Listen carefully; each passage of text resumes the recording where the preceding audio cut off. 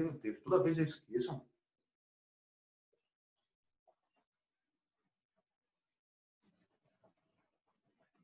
Rotação, galera.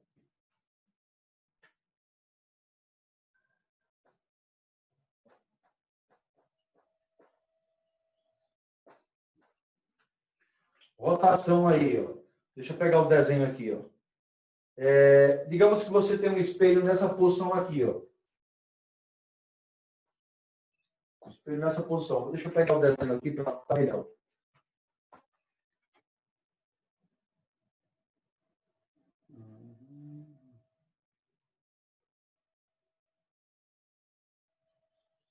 Então vamos lá. Você tem um espelho. Aí você joga um raio de luz no espelho. Então você joga um raio de luz no espelho. Aqui eu tenho uma reta normal. Certo? Então esse raio vai refletir para cá. Ó. Ok? Aí eu vou pegar o espelho e vou girar ele aqui para cá. Ó. Eu vou girar esse mesmo espelho para cá. Ó. Então esse raio ele vai continuar aqui. Ó. Eu vou botar até com outra caneta. Esse raio, ele continua na mesma posição. Então, ele vai fazer isso, ó. E aí, ele vai fazer isso aqui, ó. Certo? Então, ele vai fazer isso aí. Então, o que eu vou observar? Aqui eu tenho novamente a reta normal. Eu tenho novamente aqui a reta normal. E aí, esse ângulo aqui, ó, do espelho, eu vou chamar ele de beta.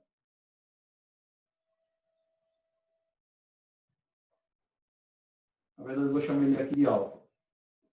Certo? E esse ângulo aqui, ó, eu vou chamar de beta.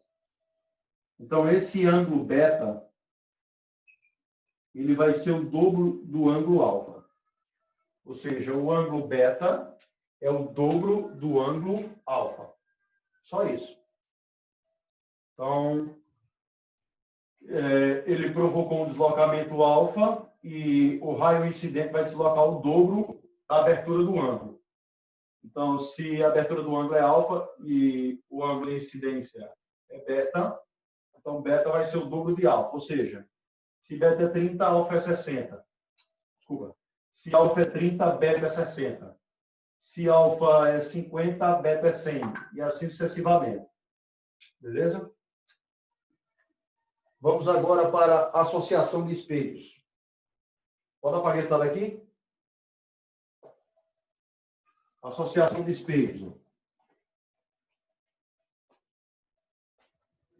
Associação de espelhos.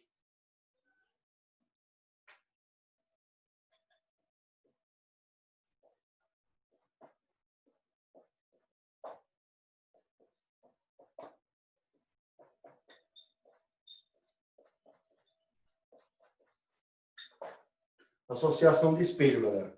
Então, em associação de espelho, nós vamos ter o seguinte, ó. Nós vamos ter dois espelhos.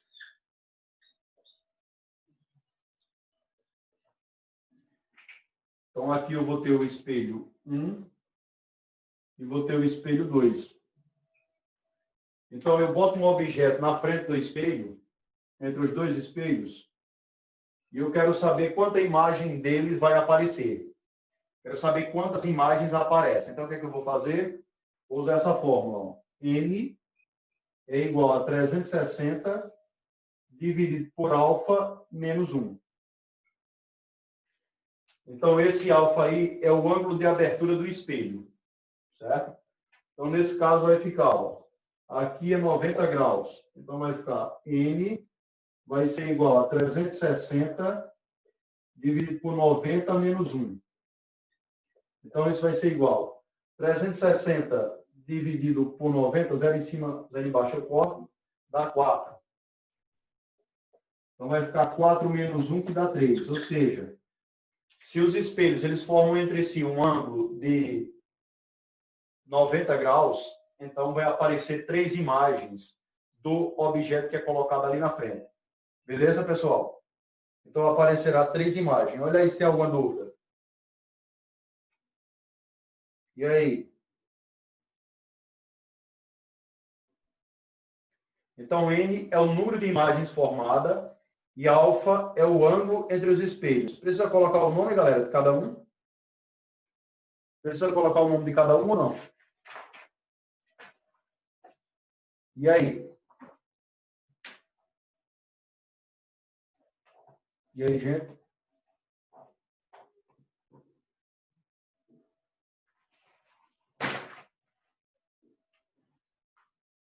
Pode apagar essa daqui? Pode apagar essa, né? Pode.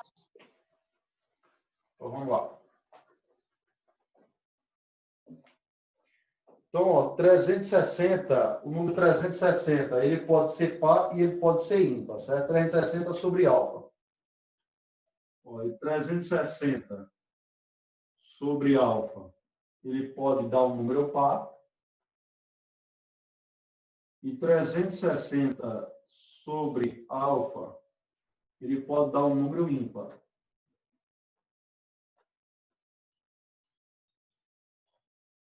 Então, vamos lá. Certo? Nós vamos observar o seguinte, ó.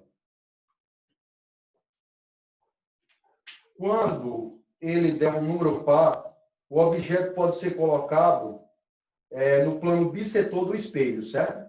Quando ele der um número par.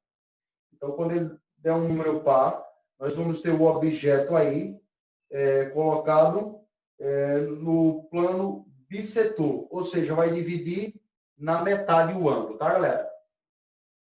Então, ele pode ser colocado na metade do ângulo entre os espelhos, ok? Já quando o 360 sobre alfa for um número ímpar, aí não, aí nós temos o seguinte, ó. Deixa eu colocar aqui.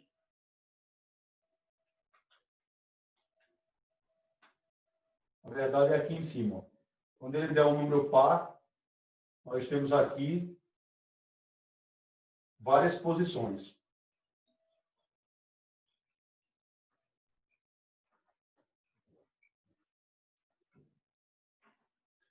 E quando ele é par, plano bissetor.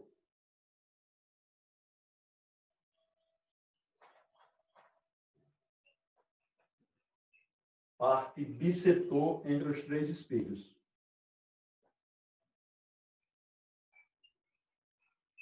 Ou seja, se você dividir 360 por alfa e der um número ímpar, então ele só pode ser colocado aqui, ó. Só pode ser colocado no meio entre os dois espelhos, no plano bissetor, certo? Já se ele der um número par, você pode colocar ele em qualquer posição. Por exemplo, se aqui a divisão só aqui desse um número par, aqui deu par, né? Deu 360 dividido por 90, deu par. Ou seja, então eu posso colocar um objeto em qualquer ponto aqui. Então, colocando um objeto em qualquer ponto, vai sempre aparecer as três imagens. Agora, se eu dividir aqui, ó, e der um número ímpar, certo? Por exemplo, deixa eu ver o número da ímpar aqui. 60 dá par. Deixa eu ver aqui, 30. 30 dá par também. 45. 45 da ímpar. Deixa eu fazer aqui rapidinho. Só um minutinho, viu? Vou fazer aqui rapidinho. 360 dividido por 45. Dividido por 45. Dá par também. Deixa eu ver o número aqui da ímpar. 50 graus. 360 dividido por 50. Eu acho da ímpar. 360 dividido por 50. Coloca esse zero com esse. Dá 125, 35. Não, sobra 10 graus. Não dá certo, não. Daqui a pouco eu vejo um ângulo que dá ímpar, tá? Daqui a pouco eu vejo para a gente não perder tempo. Vamos passar para a parte agora de espelhos esféricos. Antes de entrar em espelhos esféricos, eu vou falar de campo visual. Campo visual.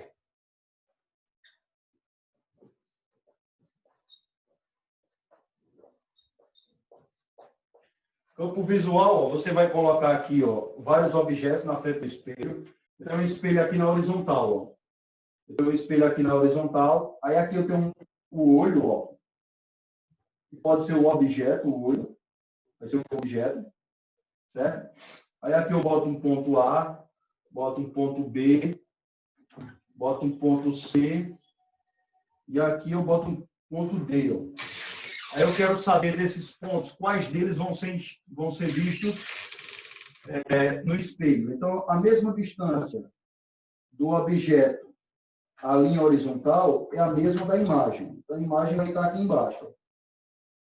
A imagem vai estar nesse ponto. Então, o que é que eu vou fazer? Vou desenhar uma linha tracejada passando por uma extremidade e passar uma linha tracejada por a outra extremidade. Ou seja, essa região aqui, ó, essa região é o campo visual. Então, quais pontos aqui vão ser enxergados no espelho? Apenas o ponto B. O ponto A está fora do campo visual, o ponto C está campo visual e o ponto D está fora. Então, isso aí é campo visual. Então, você tem que determinar a mesma distância do objeto ao espelho é a mesma distância da sua imagem. Pode ver se tem alguma dúvida. Tem dúvida, galera? Pessoal? Deu uma dúvida? Tudo certo. Beleza. Então, vamos lá. É 40 da ímpar mesmo. Tá certo. 40, valeu. Então, aí, 40 vai dar ímpar certo.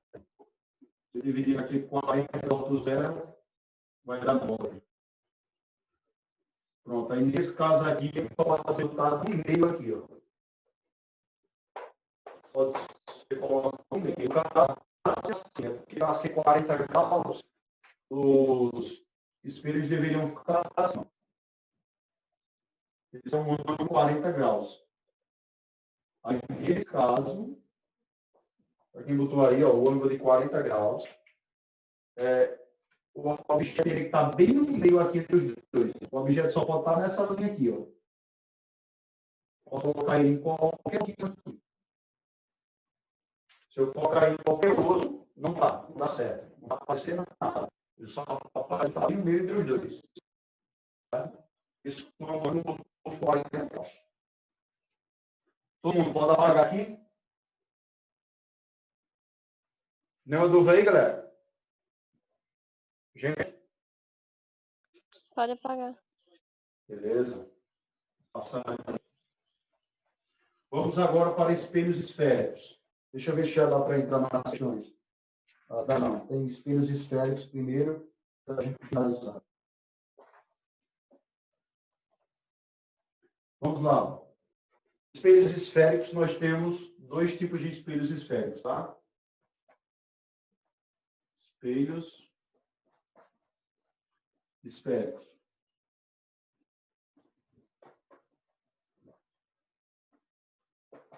Então, galera, os espelhos esféricos, ou eles são côncavos ou eles são convexos. Então, ou eles são côncavos, certo? Ou eles são convexos.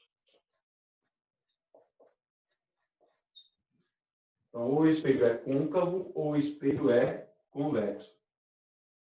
Côncavo se refere à parte interna. Côncavo, a palavra côncavo significa parte interna. Ou seja, é dentro.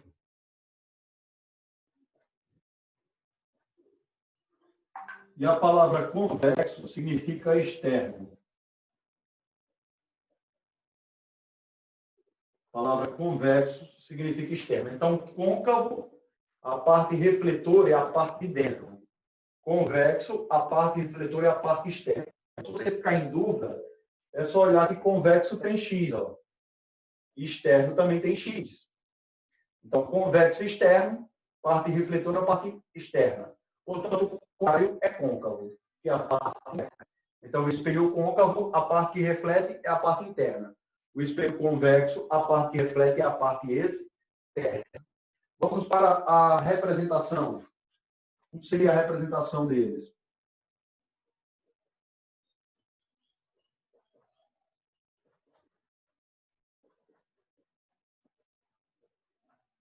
representação. A representação ficaria assim.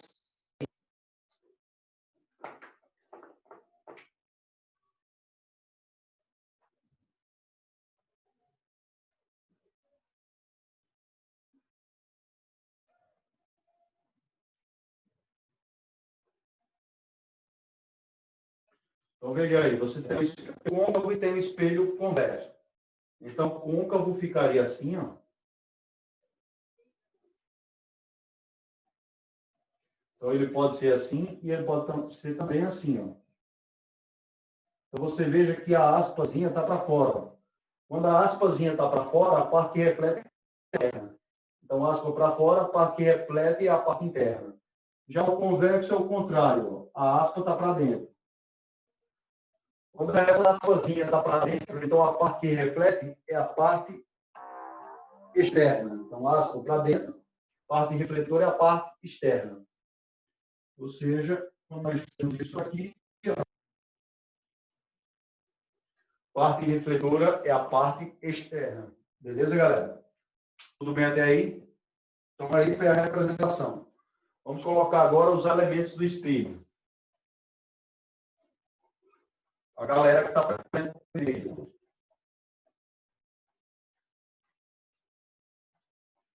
Então, quem são a galera que está presente no espelho? É o foco, né? É o centro.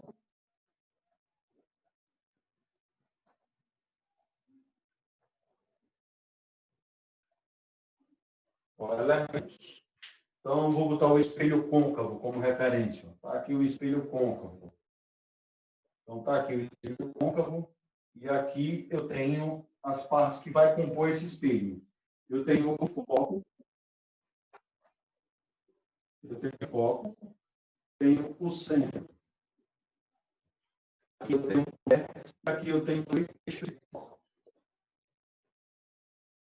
Eu tenho aí esses elementos aí que compõem. Então, a distância do foco até o vértice, eu vou chamar de F, minúsculo, que é a distância focal. A distância do centro até o vértice, eu vou chamar de raio. Ou seja, o raio é o dobro do foco. Então, o raio, ele é o dobro da distância focal, certo? E nós temos aqui o EP, que é o eixo principal. Né? O eixo principal é aquela reta que vai dividir.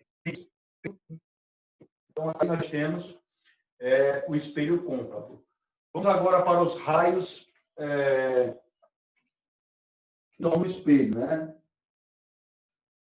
Quantos raios eu preciso para formar a imagem? Raios particulares. Eu preciso apenas de 3. Com 2 eu formo, mas a gente fala de 3. Particulares. Raios particulares.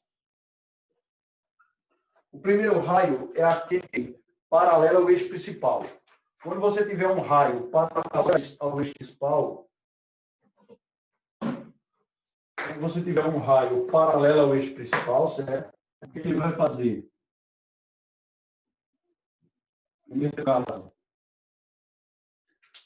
caso, raio paralelo ao eixo principal. RI. RI quer dizer raio incidente. Raio incidente paralelo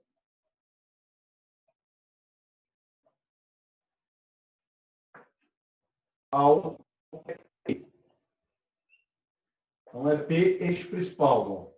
Raio incidente paralelo ao eixo principal. O que acontece quando eu tenho um raio incidente paralelo ao eixo principal? Primeiro, se o espelho for côncavo, ele passa pelo foco, né? E se o espelho for convexo, quem passa pelo foco é o prolongamento. Então, ficaria assim o raio refletido.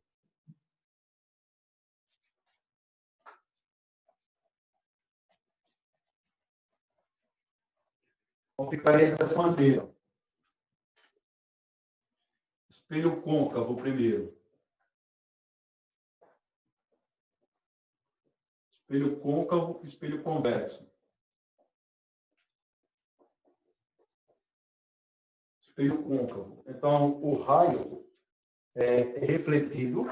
Eu teria aqui o espelho, ó. Aqui o espelho. Aí o espelho côncavo, aqui o foco. e aqui o centro.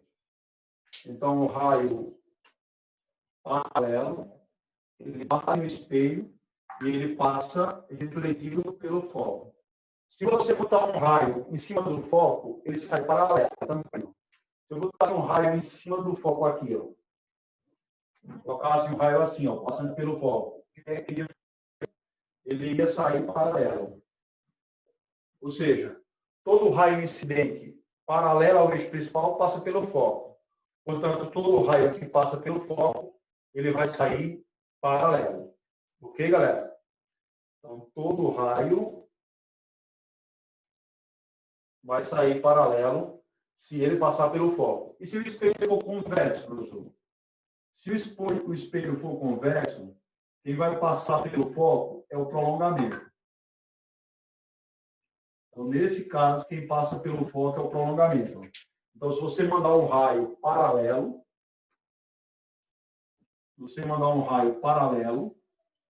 o raio ele não pode atravessar o espelho, mas você coloca como se ele atravessasse. Então, você coloca o prolongamento. Você coloca o prolongamento passando por ele. E aí você continua o raio para cima refletido. Se você botasse um raio pela parte de baixo, aconteceria a mesma coisa. O raio não pode atravessar o espelho, então ele tem que ser refletido. Então você bota o prolongamento passando pelo foco. Você bota o prolongamento passando pelo foco e você continua o raio na direção do prolongamento. O raio refletido. Está aí. Então, são 3 casos. Esse aí é o primeiro. Então, todo raio paralelo, ao ser refletido no espelho, passa pelo foco se o espelho for côncavo. Se o espelho for convexo, todo raio paralelo, quem vai passar pelo foco é o prolongamento e o raio em si continua na direção do prolongamento. Então, esse foi o primeiro caso, que é o raio paralelo ao eixo principal, o raio incidente. O segundo caso seria o raio. Segundo caso seria o raio incidente RI, o RI no vértice. Raio incidente no vértice.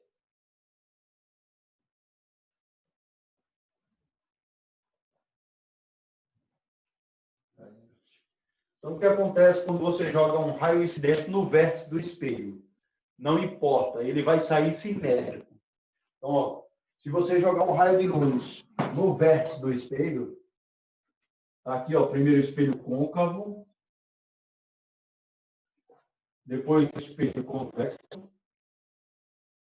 então espelho convexo. Então, se você jogar um raio de luz, ó, em um espelho côncavo, você tem aqui o foco, tem aqui o centro. Se você jogar um raio de luz no vértice, ele é refletido de maneira simétrica. Então, a mesma distância daqui é a mesma daqui. Então, se você joga um raio de luz em cima no vértice, ele sai simétrico. E se o espelho for convexo, a mesma coisa. Se o espelho for convexo, a haste tem que ser para dentro, porque a parte refletora é a parte interna. Então, aqui temos o foco e aqui nós temos o vértice. Então, se você jogar um raio de luz no vértice de um espelho convexo, ele vai ser refletido de maneira simétrica. Ou seja, a mesma distância para cima é a mesma para baixo. Acabou. Olha se tem alguma dúvida, galera. Pessoal, nenhuma dúvida? Gente? Pode seguir. Pode seguir?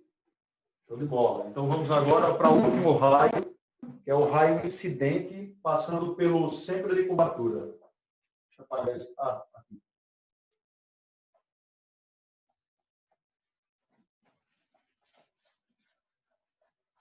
Ó, lembrando, eu estou aí, vou fazer a página para vocês irem acompanhando.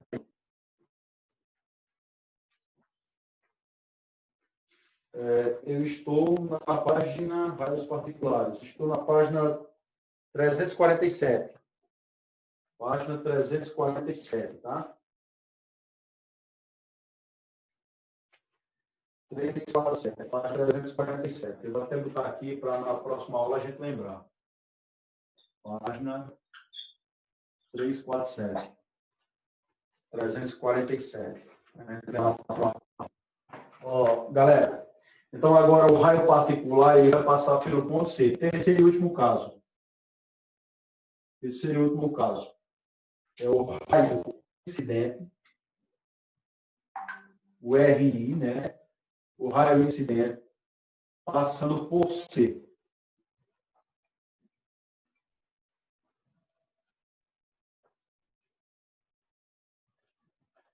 Passando pelo centro de curvatura. O que acontece quando o raio incidente ele passa no centro de curvatura? Vai acontecer o seguinte, ó. Quando ele passar pelo centro de curvatura, certo? Ele volta sobre si mesmo. Então, ó, espelho côncavo. Espelho côncavo. Espelho convexo.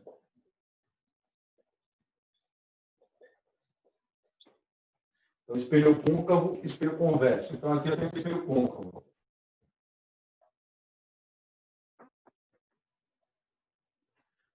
Aqui o foco, aqui está o centro.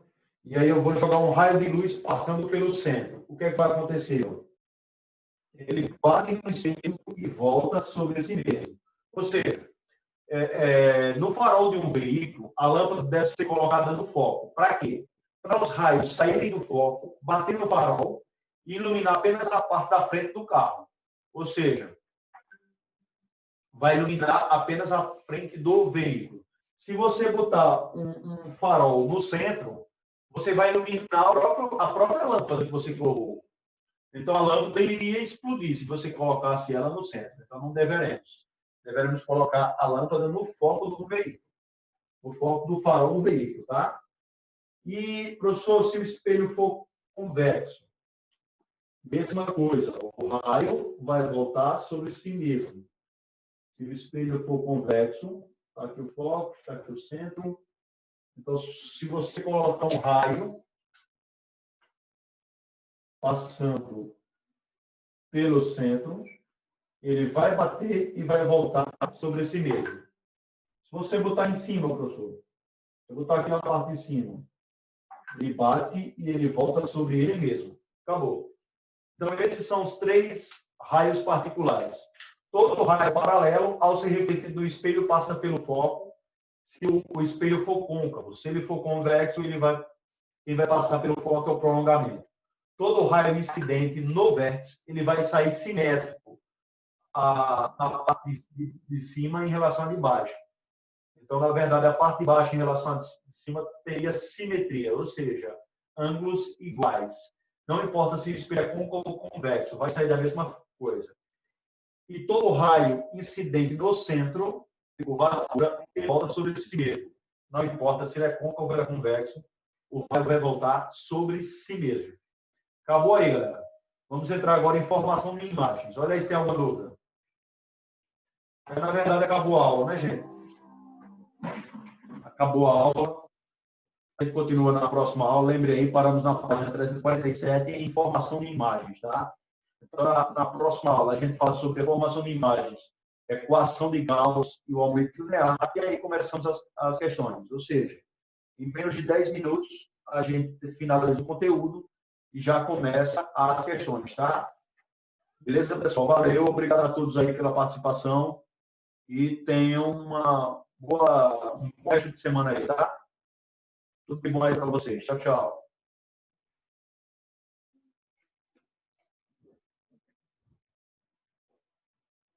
Podem sair, pessoal.